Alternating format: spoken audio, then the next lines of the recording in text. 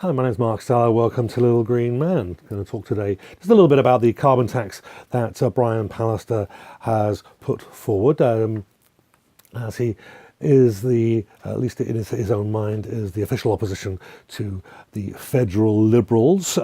He seems to be, for some reason, lashing out at all costs and not realising, hey, we're Manitoba, you're supposed to be doing stuff for us instead of fighting with Ottawa. Come on, do your job.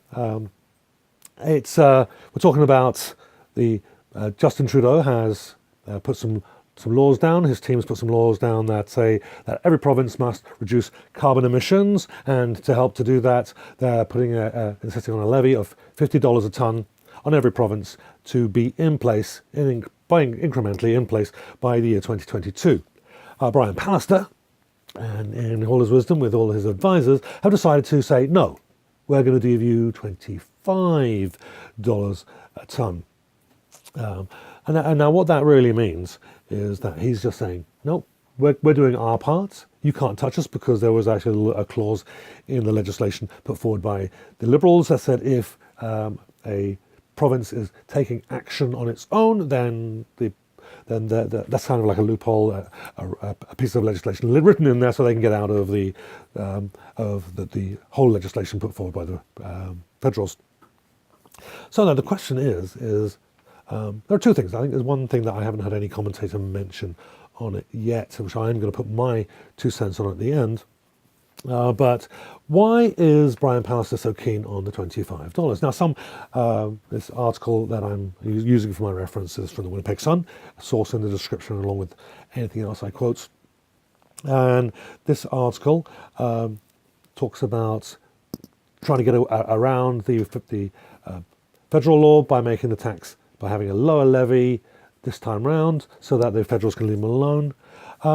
While we've got Saskatchewan leader saying, no, we're not going to pay anything at all, and fighting it in court. Why did not Brian Pallister not join forces with his compatriot on the other side of the border? And together they could fight. So maybe they might have had a better chance of winning if they stuck together. But Brian Pallister says no. Now, it could be that it's not just a political ploy just to prevent the taxes from going higher.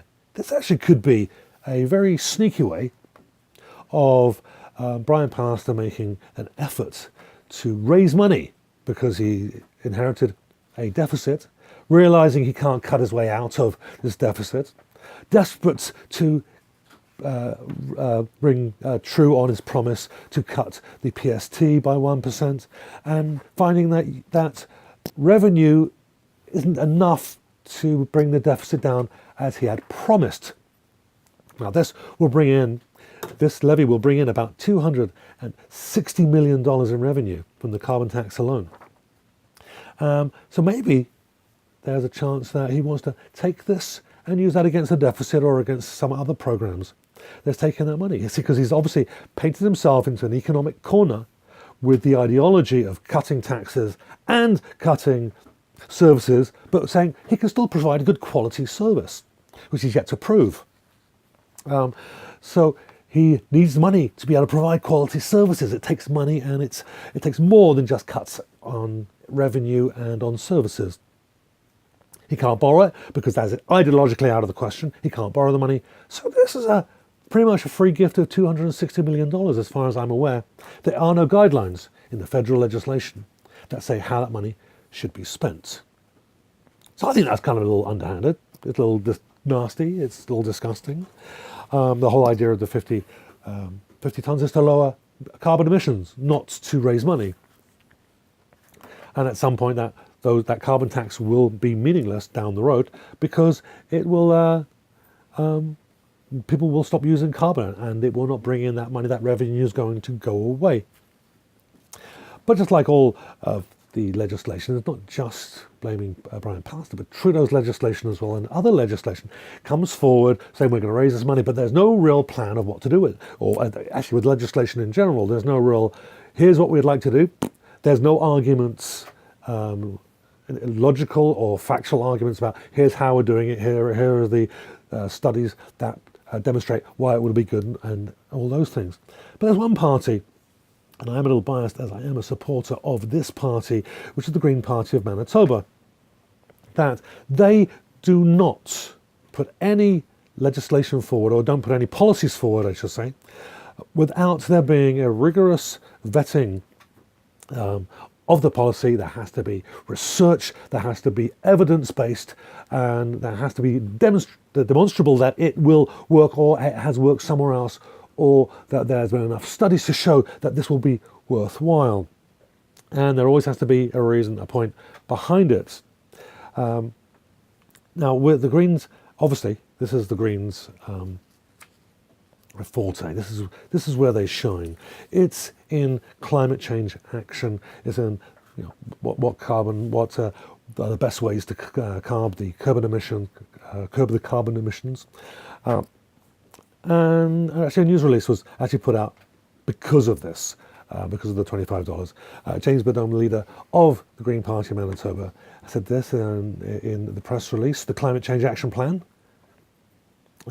That's the Green Party of Manitoba's action plan, would improve Manitoba's quality of life, create jobs, take real action to reduce carbon pollution that is increasing flooding, threatening plant and animal life in Manitoba and worldwide. And in the press release, there was actually a list of here's where the money is going to go to. So I don't have it in front of me. I'd read some of those out to you, but it's all towards doing exactly those things. There is a source to the press release in the description. Go check it out. But this is the $25 from the carbon tax that Pallister is going to bring will not do any of those things. It will not make the province a better place. It may reduce carbon a little bit, maybe, but probably not so you notice. But it will make it a little bit easier for him to provide better services, or at least more tax breaks for the rich.